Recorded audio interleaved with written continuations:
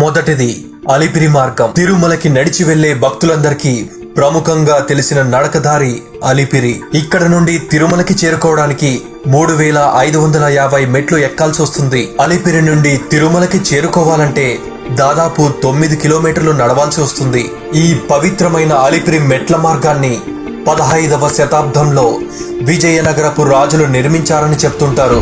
రెండవది శ్రీవారి మెట్టు.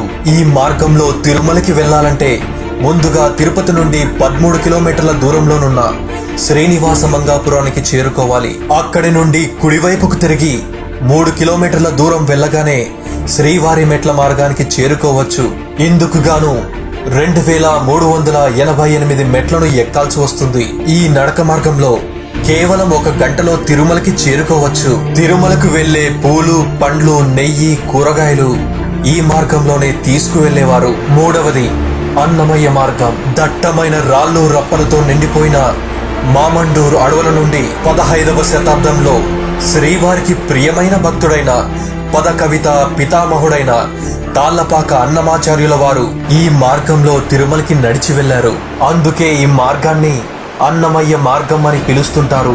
ఈ మార్గంలో విజయనగరపు రాజులు అప్పట్లో రాతి మెట్లను కట్టించారు.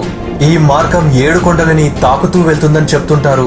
అందుకే ఈ మార్గంలో అనుమతి లేకున్నా భక్తులు తిరుమలకి నడిచి వెళ్తుంటారు. తిరుమలకు వెళ్లే 6వ మైలురాయి దగ్గర అన్నమయ్య మార్గం, అలిపిరి మార్గం కలుస్తాయి. టిటిడి వారు కూడా ఈ మార్గం మధ్యలోనున్న చెట్లను, పొదలను తొలగించి మెట్లని, లైట్లని, పైపుల ద్వారా త్రాగునీటిని ఏర్పాటు చేశారు.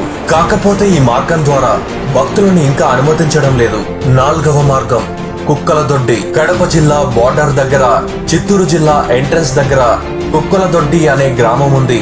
అక్కడి నుండి రమణీయమైన ప్రకృతి సోయగాల మధ్య, భయాలొలికించే లోయల మధ్య నడుస్తూ వెళ్తే తుంబురు తీర్థానికి చేరుకోవచ్చు. ఆ తుంబురు తీర్థంలో అద్భుతమైన కళ్ళు మిరిమిట్లు గొలిపే గుహలను చూడవచ్చు. అక్కడి నుండి 7 కిలోమీటర్లు వెళ్తే పవిత్రమైన గోవిందుని పాదాలు తాకుతూ ప్రవహించే పాప వినాశనానికి చేరుకోవచ్చు. ఈ పవిత్రమైన తీర్థంలో స్నానమాచరిస్తే మనుషులు తాము చేసిన పాపాలను కడిగేసుకోవచ్చని విశ్వసిస్తుంటారు. అక్కడి నుండి 5 కిలోమీటర్లు నడిస్తే తిరుమలకి చేరుకోవచ్చు. 5వ మార్గం అవ్వచారి కోన.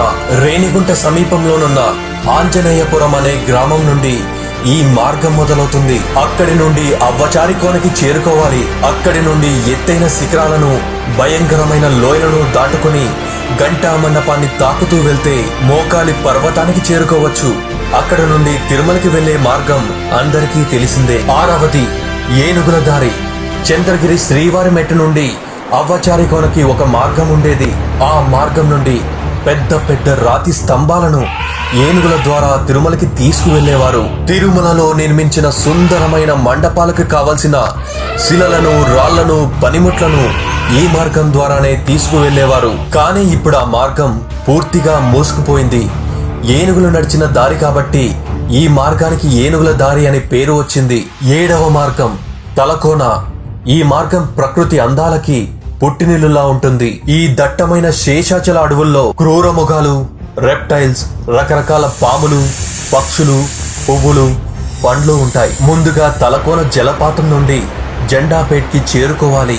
ఆ తర్వాత అక్కడ నుండి దట్టమైన అడవిలో 20 కిలోమీటర్లు నడిస్తే తిరుమలకి చేరుకోవచ్చు. 8వ మార్గం కళ్యాణి డ్యాం. తిరుమల కొండకు పశ్చిమాన ఉంటుంది. పక్కనే ఉన్న శ్యామల కోన నుండి 15 కిలోమీటర్లు నడిస్తే నారాయణగిరికి చేరుకొని తిరుమలకి చేరుకోవచ్చు. 8 మార్గాలకు గాను భక్తులకు కేవలం 2 మార్గాల్లో మాత్రమే అనుమతి ఉంది. ఆ మిగిలిన మార్గాలలో క్రూర మృగాలుంటాయి కాబట్టి దయచేసి పర్మిషన్ మరియు గైడ్స్ లేకుండా వెళ్లాలని ప్రయత్నించకండి. తిరుమల శేషాచల అడవుల్లో ఎక్కడా లేనటువంటి 542 మెడిసినల్ ప్లాంట్స్ ఉన్నాయి. అలానే తిరుమలలో 365 రోజులకు గాను 365 తీర్థాలు ఉన్నాయట. అందుకే తిరుమలను అద్భుతమైన ఎన్నో రహస్యాలు దాచిన ప్రదేశమని, అంతు చిక్కని అద్భుతాల గని అంటుంటారు.